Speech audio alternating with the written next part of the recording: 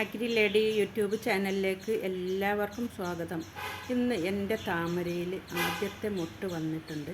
ആ വിശേഷങ്ങളാണ് ഞാൻ കാണിക്കുന്നത്. അപ്പോൾ ഇതിൻ്റെ പ്രത്യേകത എന്ന് പറഞ്ഞാൽ ഈ താമരയുടെ ട്യൂബറും റണ്ണറും ഞാൻ തന്നെ സ്വന്തമായിട്ട് ഉണ്ടാക്കിയെടുത്തതാണ്. അപ്പോൾ ഇത് ആദ്യം ഞാൻ ഓൺലൈനായിട്ട് വാങ്ങിച്ചിരുന്നു. അന്ന് ഒരു 3-4 മാസം വെച്ചിട്ട് ഒരു മുട്ട് പോലും ഇതിൽ വന്നില്ല. അപ്പോൾ ഞാനത് കമഴ്ത്തിയിട്ട് അതിൽ നിന്ന് ഉണ്ടായിട്ടുള്ള റണ്ണറും ട്യൂബറും ഞാനെടുത്ത് മറ്റ് ഇതിൽ പ്ലാന്റ് ചെയ്യായിരുന്നു. അപ്പോൾ ഞാൻ സ്വന്തമായിട്ട് ഉണ്ടാക്കിയ ആ താമരയിൽ വന്നിട്ടുള്ള ഈ മുട്ടയിന് നിങ്ങളുമായിട്ടൊന്ന് ഷെയർ ചെയ്യാൻ വേണ്ടിയിട്ടാണ് ഞാൻ ഇന്ന് ഈ വീഡിയോ ഇടുന്നത്. അപ്പോൾ ഇതിന് വേണ്ടിയിട്ട് ഞാൻ ഇതെങ്ങനെയാണ് നട്ടത് എന്നുള്ളത് ഞാൻ നട്ടിട്ട് 2 മാസത്തിൻ്റെ ഉള്ളിൽ തന്നെ ഇപ്പോൾ ഇതിൽ മുട്ട് വന്നിട്ടുണ്ട്. അപ്പോൾ ആദ്യം ഇതിൻ്റെ കോയിൻ ലീഫാണ് വരിക, പിന്നെ സ്റ്റാൻഡിങ് ലീഫ് വന്നു, പിന്നെ അതിൻ്റെ മുട്ട് വന്നു. അപ്പോൾ ഈ മുട്ട് വന്നതിന് ശേഷം ഞാൻ എല്ലാ ദിവസവും പോയി നോക്കും. മുട്ടിൻ്റെ ഓരോ ദിവസത്തെ വളർച്ചയും ഞാൻ പോയിട്ട് ആസ്വദിക്കുകയായിരുന്നു. അപ്പോൾ നമുക്ക് കിട്ടുന്നൊരു സന്തോഷം എന്ന് പറഞ്ഞാൽ പറഞ്ഞറിയിക്കാൻ വയ്യാത്തൊരു സന്തോഷം തന്നെ. പിന്നെ ഈ നല്ല മഴക്കാലമാണ്. അപ്പോൾ ഇത്രയും ഈ പെരുമഴയത്ത് എങ്ങനെ ഇത് മുട്ടിടും, ഇത് പൂവിടും എന്നൊക്കെ എനിക്ക് സംശയമായിരുന്നു. കാരണം താമരയ്ക്ക് മഴ അത്ര നല്ലതല്ലല്ലോ. പിന്നെ അതിൽ കൊതുക് വളരാതിരിക്കാൻ വേണ്ടിയിട്ട് ഞാനിതിൽ അസോള ഇട്ടിട്ടുണ്ട്. പിന്നെ ഈ താമരയുടെ പ്രത്യേകത എന്ന് പറഞ്ഞാൽ നമുക്ക് രണ്ട് സന്തോഷമാണ് താമരയിൽ നമുക്ക് കിട്ടുന്നത്. ഒന്നിൽ മുട്ടുകൾ ഉണ്ടാകുമ്പോഴും രണ്ടാമത് അതിൽ നിന്ന് നമുക്ക് റണ്ണറും ട്യൂബറൊക്കെ എടുക്കുമ്പോൾ ആ 2 സന്തോഷവും നമുക്ക് താമരയിൽ നിന്ന് കിട്ടുന്ന സന്തോഷമാണ്. പിന്നെ ഇതിന് കാര്യമായിട്ടൊന്നും നമ്മൾ ശ്രദ്ധിക്കേണ്ട ആവശ്യമില്ല.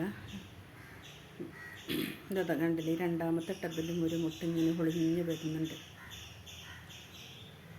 അതിലെ വെള്ളത്തുള്ളികളൊക്കെ നിൽക്കുന്നത് കണ്ടോളൂ, എന്ത് ഭംഗിയായിട്ടാണ് അല്ലേ താമരയിൽ വെള്ളത്തിൻ്റെ ഡ്രോപ്പുകൾ നിൽക്കുന്നതൊക്കെ.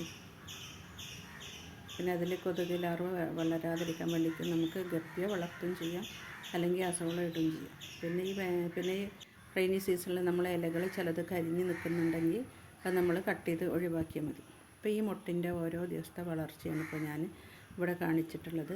അപ്പോൾ ഇത് വളർന്നിപ്പോൾ നാളെ ഇത് വിടരാനാവുന്നുള്ള ഒരു സ്റ്റേജിലെത്തിയിട്ടുണ്ട്. നല്ല മഴയാണെങ്കിലും ഇത് വിടരാൻ വെമ്പിക്കൊണ്ട് നിൽക്കുന്ന ഒരു മുട്ടായി. നാളെ എന്തായാലും ഇത് വിടരും. അപ്പോൾ ഈ സമയത്ത് ഞാൻ നോക്കിയപ്പോൾ ഈ ടബിൽ മറ്റൊരു മുട്ടും കൂടി ഞാൻ കണ്ടു. അതും കൂടി ഞാൻ നിങ്ങളുമായിട്ട് ഷെയർ ചെയ്യാണ്. അപ്പോൾ ഇത് നടുന്നതിന് വേണ്ടിയിട്ട് ഞാൻ ഏറ്റവും ആദ്യം കുറച്ച് വേപ്പിൻ പിണ്ണാക്കിട്ടു, പിന്നെ ഒരു പിടി എല്ലുപൊടി ഇട്ടു, പിന്നെ നന്നായി പൊടിച്ച ജൈവവളം ചാണകപ്പൊടിയാണ് ഞാൻ ഉപയോഗിച്ചത്. പിന്നെ നമ്മളെ വീട്ടിലുള്ള ഈ പറമ്പിലുള്ള ഈ തോട്ടത്തിൽ കല്ലില്ലാത്ത മണ്ണാണ് ഞാനിവിടെ ഉപയോഗിച്ചുള്ളത്. അല്ല പാടത്തെയും ഒന്നും ചെളിയൊന്നും ഉപയോഗിച്ചിട്ടില്ല. ആ സാധാരണ കല്ലില്ലാത്ത മണ്ണുമാണ് ഉപയോഗിച്ചിട്ടുള്ളത്. അപ്പോൾ താമര നന്നായി വളരുന്നുള്ളത് കണ്ടില്ലേ, പുതിയ മുട്ടും കൂടി ഇതിൽ വന്നിട്ടുണ്ട്.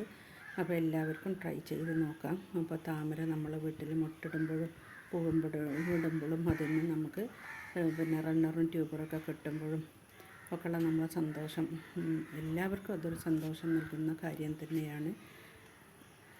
അപ്പോൾ എല്ലാവരും താമര വളർത്താൻ വേണ്ടിയിട്ട് പരിശ്രമിക്കുക. വളരെ ഈസിയാണ്. Thank you for watching the video.